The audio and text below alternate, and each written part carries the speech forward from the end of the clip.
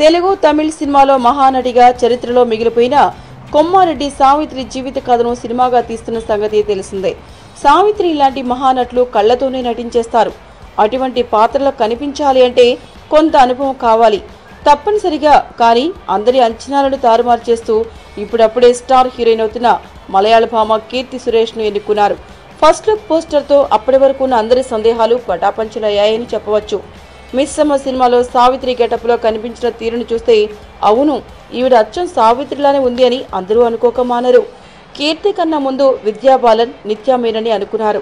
కానీ కీర్తి సురేష్ ని ఫిక్స్ చేశాడు డైరెక్టర్ నాగస్విన్. ఇక్కడ ఉన్న పిక్చర్లో కూడా కీర్తి 2 జడలు వేసుకుని దేవదాసు మిస్సమ్మ టైంలో సావిత్రిలా ముద్దుగా కాస్త బొద్దుగా కనిపిస్తోంది కాదు. అక్కడ తెల్ల పంచ కట్టుకున్న వారు ఎవరంటారు? ఈ సినిమా మొదటి షెడ్యూల్ ఇప్పుడే మొదలైంది. ఈ మధ్యనే సావిత్రి ఎన్టీఆర్లు చేసిన ఒక క్లాసిక్ సాంగ్ ను కీర్తి సురేష్ తో షూటింగ్ చేసినట్టు తెలుస్తోంది. ఈ సినిమాను వైజయంతి మూవీస్ బ్యానర్ పై ప్రియా దత్ నిర్మిస్తుండగా సినిమాలో సమంత కూడా కీలక పాత్ర చేస్తోంది.